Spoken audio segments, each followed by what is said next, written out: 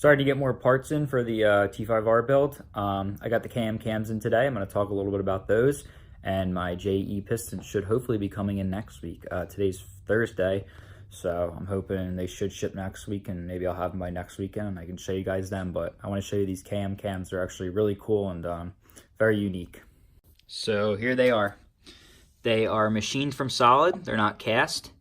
And they are 280 advertised duration, 242 at 1.27 millimeter, and 11 millimeters of lift. Let's just get some nice up close shots of these things. Look at those lobes. Those are some very, very aggressive, meaty lobes.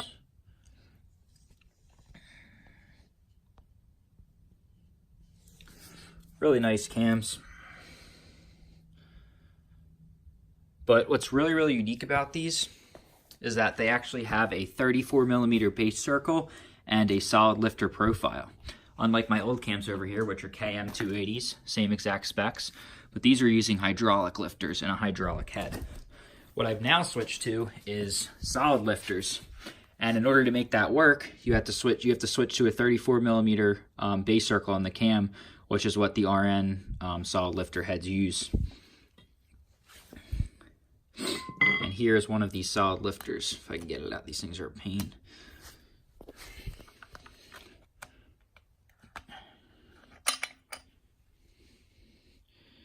And here you can see solid lifter, if it focuses, 15.86 millimeter. They actually make smaller than 15.86. I thought this was the smallest, but this was for the 2002 plus heads. For the 2000 like P80 style heads that were solid lifters, they actually make all the way down to like a 1570, which is good because this lifter is actually too big for these clearances. So according to VOLVO spec, you want 0.2 millimeters of clearance on the intake and 0.4 on the exhaust. The exhaust is pretty good with these 1586 buckets, but the intake's a little tight. So let me try and show that. So basically what you do is you put the cam in, then you make sure it is in all the way. Let me do that. It's kind of hard to do with one hand. There we go. Make sure it's spinning. And then you want the lobe to be 180 off from the bucket. And then what you want is you want to get a feeler gauge. Ideally what you want to do is push this down with both your hands, but I'm holding the camcorder. And then you just stick this behind it, and you can see this is not going in. Like, it does go in, but once I start putting pressure on it, it's pretty tight. So I need to go down on the bucket size on some of these intakes. Some of them are good with the 1586s, but some of them are pretty tight. So I thought I was screwed and I was going to have to grind the buckets. They actually make a smaller bucket, so heck yeah. I'll probably go down 0.4 millimeters on a couple of the intakes. But I measured the exhaust and they're pretty good. I'm not going to order the lifters yet because I want to get the head cleaned up. I need to get the intake valves checked for straightness because they did collide with the piston slightly. And I want to get it all cleaned up, and I want to get my new Super Tech springs put in, which I'm going to try and find right now.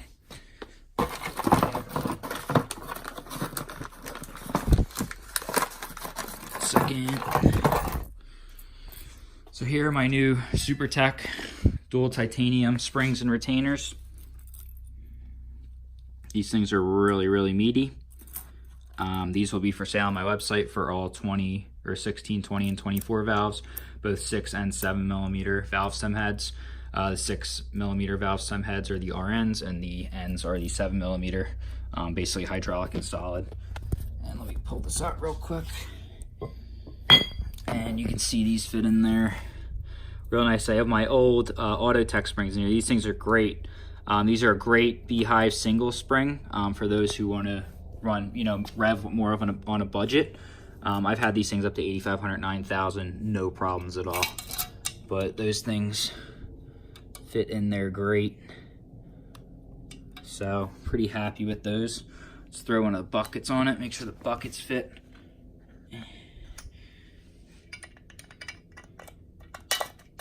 Yep.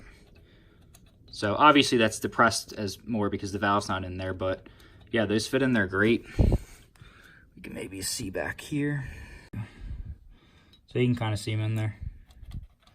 They fit real well.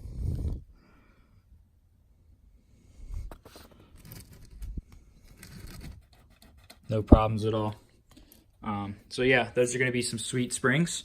But really happy with these cams. They like I said, they're machined from solid. You really cannot beat them. I mean, NM makes some nice stuff, but I'm pretty sure the NM cams are cast. Yeah, I don't know if I want to be running a cast cam to 10,000 RPM, but I mean, they still make great stuff. These are pretty affordable. I should be able to, I'm going to start selling these too. I'm now a CAM distributor. Helmets Performance LLC is. So I should be able to sell these for, you know, around the $1,200 range. And then you also need to get springs because of the lift and duration. But, yep. Hopefully the piston's coming soon.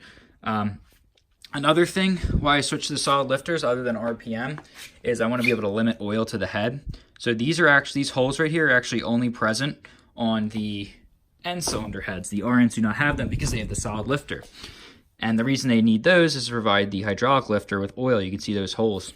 So these actually, when these vibrate around, when the engine spins, these actually spin like this.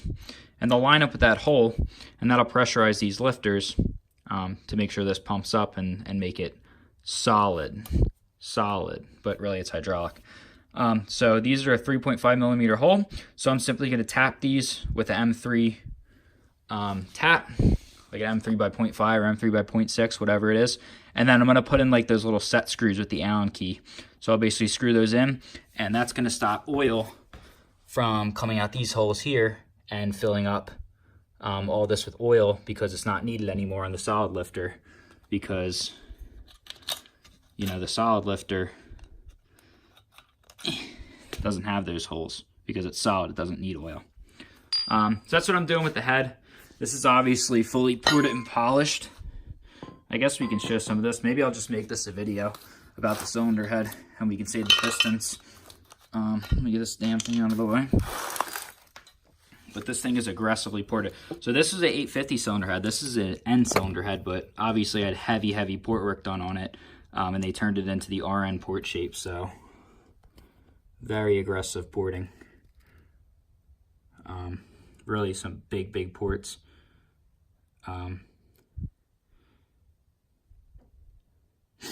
Yeah, the exhaust had a little bit of porting too, but not as much. This head actually flowed 242 CFM at 28 inches of water. The stock was around 170, so it picked up a lot of flow. Actually, yeah, I think the stock flow is around 170, 180. So it picked up like 60 CFM of flow. This thing is a beast. This is absolutely the max flow you can get out of the stock 31 millimeter intake and 27 millimeter exhaust valves.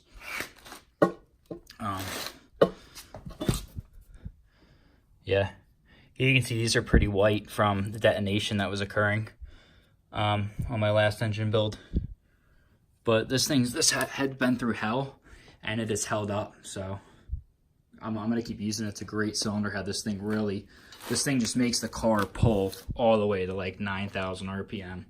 So I'm really excited for these cams because that means I'm gonna be able to rev up to like 9,500 RPM now. I was stuck at about 8,500 RPM on the hydraulic lifter cams. So pretty excited about that. And yeah, I'm gonna make a video on how to time these. You can time these at the back with like the VOLVO marks, but you're really not supposed to. What you're supposed to do is you're supposed to add the exhaust oil fill plug thingy. And then what you do is you put the engine at top dead center on cylinder 3, and then you time these by lift at TDC. So basically, the timing that I use is 2.5 millimeters of lift at TDC on the intake and 2 millimeters on the exhaust. So I'll probably do a video of that when I start actually building the engine and when I start checking the clearances. The other reason I switched to solid lifters is because I believe my valve to piston collision issues could have been because these hydraulic lifters weren't fully pumped up when I was checking clearances. So this will make sure my clearances are actually perfect now because obviously these are solid. So yeah, happy about that. But yeah, try and get this short video uploaded, and hope you guys enjoyed taking a look at the cams and basically seeing how my head's set up. It's a really great combination in my opinion if you don't want to deal with all the VVT stuff. Because obviously, you know, Motronic can drive VVT, but it's very, it's not like full VVT. It's just very rudimentary control, where it's either full retard or full advanced. And I didn't want to deal with all that. I I didn't really want to deal with VVT because of the high lift and high duration of these cams. I didn't know if it was going to cause valve to piston contact issues. And also I want to limit oil pressure to the cylinder head, and the VVT system uses a lot of oil pressure. So the only oil that's going to be going to this head is for lubrication of the journals. So should be very limited oil up here, which means there's going to be a lot more in the bottom end.